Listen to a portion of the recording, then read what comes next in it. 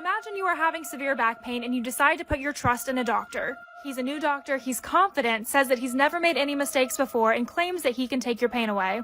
So, you agree to have surgery.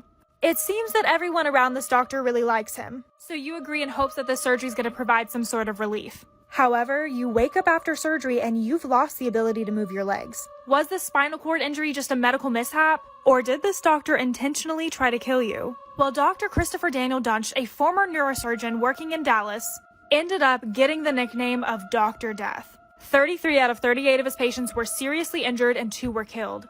His reputation was so dangerous that they are literally about to come out with a TV series based on how terrifying his true story is, which you guys should definitely go watch on Peacock. But how exactly did this man get here? Well, Christopher Dunch was born in Montana on April 3rd of 1971. He graduated from a small Christian college and then decided that he'd go to medical school in Part 2 of Dr. Death. So Christopher Dunch had such a promising beginning. He ended up getting into the University of Tennessee Health Science Center, and during his time there, he ran labs, raised millions of dollars in grant funding. He was listed as one of 3 inventors on a successful patent, and he also gave a stem cell research tour to the governor of Tennessee. And while this seems amazing, there was already some issues. He ended up giving himself more credit than what was due for those patents, as opposed to his partners who were trying to create cells from culture to eliminate the need for human extraction. Also, later on his resume, he ended up saying that he graduated from St. Jude's Children's Hospital, getting a doctorate in microbiology whenever they said they didn't even have that program at that time. But it didn't take him long to set his sights on neurosurgery. Because of how hard being a neurosurgeon is, you're required to participate in around 1,000 surgeries during your residency. But during his 4th year, he was sent to an impaired physicians program, which usually happens when you're suspected of being under the influence during operation. And this occurred during his 4th year. After graduating, he worked with some biotech startups, and then moved to Dallas, got a job at Baylor, and started to operate. Part 3 to Dr. Death. The way that the other surgeons describe him there is being very much arrogant. He would talk about how amazing he was, even though he was so new to the field. And several of his surgeries ended up botched. A medical investigator came to see him as a patient, and after his surgery, he experienced chronic pain and limited mobility. Another male patient came to see him, and was literally left with bone fragments in his spinal canal, eventually losing all function in his left side. And not to mention one of his best friends, Jerry Summers, came to see him for surgery because he had chronic pain due to a car accident, which ended up rendering him quadriplegic. So the people at Baylor limited him to minor surgeries only.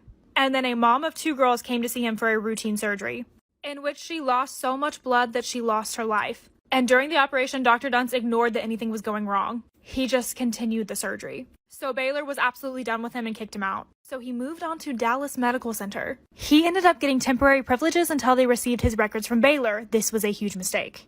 Dr. Death Part 4. So at this new surgery center, he literally lasted for less than a week. His privileges were pulled after he killed yet another patient and paralyzed another. And this is when Dr. Henderson steps in. He's a longtime spine surgeon, and he ends up having to do corrective surgery on 2 of Dunch's patients. And he's literally so horrified with his work that he thinks he's an imposter. So he faxed a photo of the doctor over to the University of Tennessee just to check.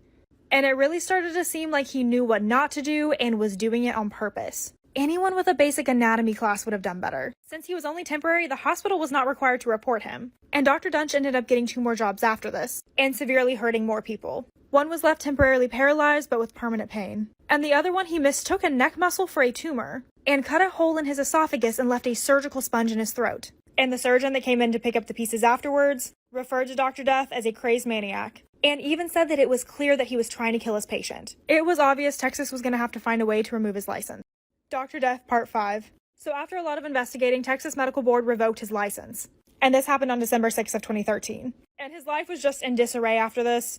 He went bankrupt and was literally caught on the Walmart camera stealing merchandise, and was arrested. There was still a possibility that he could get a medical license somewhere else, so they had to pursue criminal charges. They opened up an investigation, got him arrested, and started a trial. And during this trial, a lot of things came out. There was clear dangerous behavior between him and one of his long-term ex-girlfriends, and also another side piece of his. And one of his most damning pieces of evidence was an email of his that he was writing to a lover, comparing himself to Einstein and God, and basically stating that he was ready to leave kindness and goodness behind and become a cold-blooded killer. He ended up getting sentenced to prison, but there was a lot of other stuff that came out during this trial.